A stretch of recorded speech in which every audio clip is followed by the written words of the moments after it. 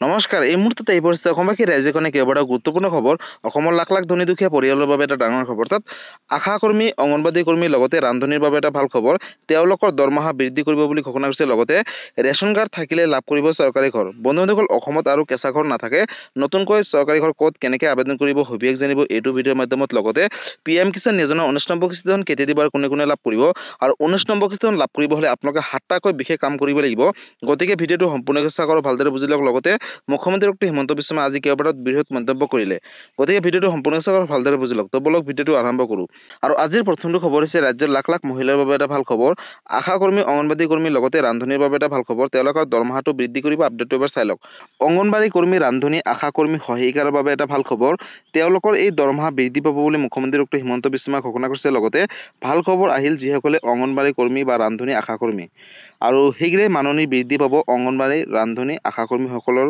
বাবে এটা ভাল খবৰ মাননি বৃদ্ধিৰ বাবে ইতিমধ্যে ৰাজ্যৰ বিত্ত আয়ুক্তৰ সৈতে নেতৃত্ব গঠন কৰি দিয়া হৈছে বুলি ঘোষণা কৰিছে লগতে কমিটিৰ পৰামৰ্শৰ ভিত্তিত বিত্তীয় বৰ্ষৰ বাজেটত কৰা হ'ব নতুন ঘোষণা আৰু সংবাদ মাধ্যমৰ যোগেদি মুখ্যমন্ত্ৰী ডক্টৰ হিমন্ত বিশ্ব শৰ্মাই কৰিলে এই ঘোষণা অৰ্থাৎ ভাল খবৰ আহিল যিসকলে অংগনবাদী কৰ্মী বা ৰান্ধনী আছে বা আশা কৰ্মী আছে কাৰণ শীঘ্ৰে মাননি বৃদ্ধি পাব বুলি ইতিমধ্যে মুখ্যমন্ত্ৰী ডক্টৰ হিমন্ত বিশ্ব শৰ্মাই ঘোষণা কৰিছে গতিকে লাখ লাখ মহিলাৰ বাবে এটা ডাঙৰ খবৰ মাননি বৃদ্ধিৰ বাবে ইতিমধ্যে ৰাজ্যৰ বিত্ত আয়ুক্তৰ নেতৃত্বত এটা নতুনকৈ কমিটি গঠন কৰিছে আৰু কমিটিৰ পৰামৰ্শৰ ভিত্তিত নতুন বছৰত নতুনকৈ তেওঁলোকৰ যি দৰমহাত এই দৰমহাটো বৃদ্ধি হ'ব বুলি ইতিমধ্যে মুখ্যমন্ত্ৰী ডক্টৰ হিমন্ত বিশ্ব শৰ্মাই নিজ মুখে ঘোষণা কৰিছে গতিকে লাখ লাখ আশা কৰ্মী অংগনবাদী কৰ্মীৰ লগতে যিসকলে ৰান্ধনী আছে তেওঁলোকৰ বাবে এটা ভাল খবৰ অতি শীঘ্ৰে তেওঁলোকৰ এই দৰমহা বৃদ্ধি পাব বুলি মুখ্যমন্ত্ৰী ডক্টৰ হিমন্ত বিশ্ব শৰ্মাই কৰিলে ডাঙৰ ঘোষণা গতিকে লাখ লাখ মহিলাৰ বাবে এটা ভাল খবৰ আৰু আজিৰ পৰৱৰ্তী খবৰটো হৈছে ৰাজ্যবাসীৰ বাবে আন এটা ডাঙৰ খবৰ বন্ধুসকল যিসকল দুখীয়া দৰিদ্ৰ আৰু মধ্যবিত্ত পৰিয়ালে এতিয়ালৈকে চৰকাৰী ঘৰ পোৱা নাই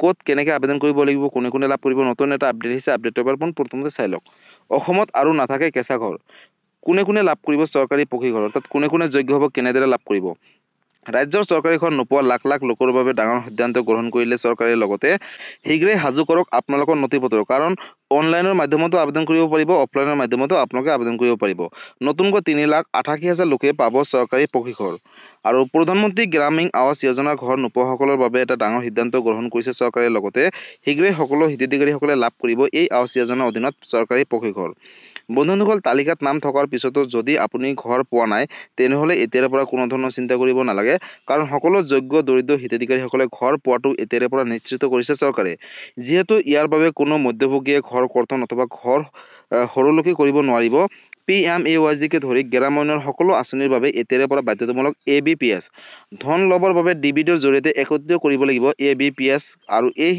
ABPS সক্ষম কৰিলে আপোনালোকে টকাসমূহ লাভ কৰিব ইয়াৰ বাবে হিতাধিকাৰীসকলে বেংক একাউণ্টৰ সৈতে এক্টিভ কৰিব লাগিব ABPS আৰু একাউণ্টৰ সৈতেও কিন্তু আপোনালোকে সংযোগ কৰাটো বাধ্যতামূলক বুলি ইতিমধ্যে চৰকাৰে ঘোষণা কৰিছে লগতে বেংকত গৈ সকলো হিতাধিকাৰীসকলে কৰিব পাৰিব এই বিশেষ কাম বুলি ঘোষণা কৰিছে গতিকে আপোনালোকে যদি বেংকত গৈ অসুবিধা হয় গাঁও পঞ্চায়ত বা ব্লক অফিচলৈ গৈ কিন্তু এই বিশেষ কাম কৰিব পাৰিব বেংক একাউণ্টৰ সৈতে পেন কাৰ্ড আধাৰ কাৰ্ড লগতে ABPS সক্ষম হৈ থাকিলেহে লাভ কৰিব চৰকাৰী ঘৰ অসমত নাথাকিব আৰু কোনো কেঁচা ঘৰ অৰ্থাৎ কেঁচা ঘৰ নাথাকে অসমত বুলি ঘোষণা কৰিছে আৰু কোন কোন যোগ্য হ'ব হিতাধিকাৰীসকলে কেনেকৈ লাভ কৰিব চৰকাৰী পকী ঘৰ নতুন আপডেটসমূহ চাই থাকক আপুনি যদি ঘৰ পোৱা নাই এখন মাত্ৰ ফটো তুলি লাভ কৰিব এতিয়াৰ পৰা চৰকাৰী বিনামূলীয়াকৈ পকী ঘৰ মোবাইলৰ এখন ফটো আৰু আধাৰ কাৰ্ড থাকিলে লাভ কৰিব চৰকাৰী ঘৰ বুলি ঘোষণা কৰিছে লগতে আধাৰৰ নম্বৰৰ জৰিয়তে আপোনালোকে PM আৱাস যোজনা পৰ্টেলত গৈ কৰিব পাৰিব আবেদন অনলাইনৰ মাধ্যমত 15,000 টকা মাহিলী আয় হ'লেও এতিয়াৰ পৰা লাভ কৰিব চৰকাৰী ঘৰ আৰু ঘৰত দুচকীয়া বাহন থাকিলেও লাভ কৰিব চৰকাৰী ঘৰ পূৰ্বতে দুচকীয়া বাহন থাকিলে কিন্তু ঘৰ পোৱা নাছিলে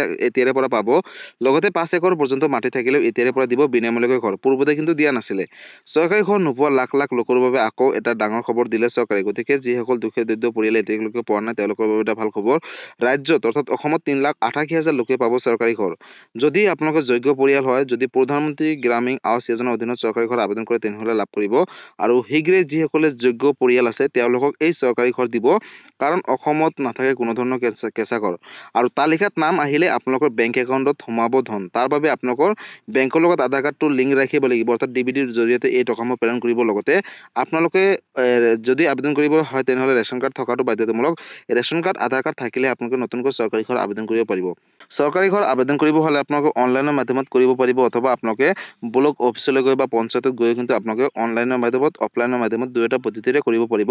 তাৰ বাবে যিসকলে যোগ্য দুখীয়া দৰিদ্ৰ পৰিয়াল আছে, কেঁচা ঘৰত আছে, তেওঁলোকে লাভ কৰিব। দুচকীয়া বাহন থাকিলে আপোনালোকে এতিয়াৰে পৰা লাভ কৰিব চৰকাৰী পকী ঘৰ। গতিকে চৰকাৰী ঘৰক লৈ এইটো এটা ডাঙৰ আপডেট আছিলে। আৰু আজিৰ পৰৱৰ্তী খবৰটো হৈছে ৰাজ্যৰ লাখ লাখ কৃষকৰ বাবে এটা অত্যন্ত জৰুৰী খবৰ। বন্ধুসকল, যিহেতু আপোনালোকে সকলোৱে জানে যে 2024 চনৰ 5 অক্টোবৰ তাৰিখে 18 নম্বৰ কিস্তি ধন দিছিলে, কিন্তু এতিয়া আহিবলগীয়া 19 নম্বৰ কিস্তি ধন কেতিয়া দিব আৰু কোনে কোনে লাভ কৰিব। আৰু 19 নম্বৰ কিস্তি ধন লাভ কৰিব হ'লে আপোনালোকে কেইটামান কাম কৰিব লাগিব। আপডেটটো চাই লওক। PM কিষাণ যোজনা হিতাধিকাৰীসকলৰ বাবে এটা ডাঙৰ খবৰ। আজিয়ে কৰি লওক 4টা গুৰুত্বপূৰ্ণ কাম। আৰু যদি এই বিশেষ 4টা কাম আপোনালোকে নকৰে তেনেহ'লে কিন্তু আহিবলগীয়া 19 নম্বৰ কিস্তি ধন লাভ নকৰিব। কাৰণ যদিও যোগ্য হয় তথাপিও আপোনালোকে নাপাব, কাৰণ এই বিশেষ 4টা কাম কৰাটো সকলো কৃষকৰ বাধ্যতামূলক। ফেব্ৰুৱাৰী মাহতে দেশৰ কৃষকসকলে লাভ কৰিব 19 নম্বৰ কিস্তি ধন। লগতে ফেব্ৰুৱাৰী মাহৰ পূৰ্বে কৰি লওক এই বিশেষ 4টা কাম। অৰ্থাৎ কি কাম কেনেদৰে কৰিব সবিশেষ চাওক। হিতাধিকাৰীসকলে আজিৰ ভিতৰতে কৰি লওক KYC আপডেট। কাৰণ ইতিমধ্যে চৰকাৰে জনাইছে যে KYC আপডেট কৰিলেহে তেওঁলোকে লাভ কৰিব 19 নম্বৰ কিস্তি ধন।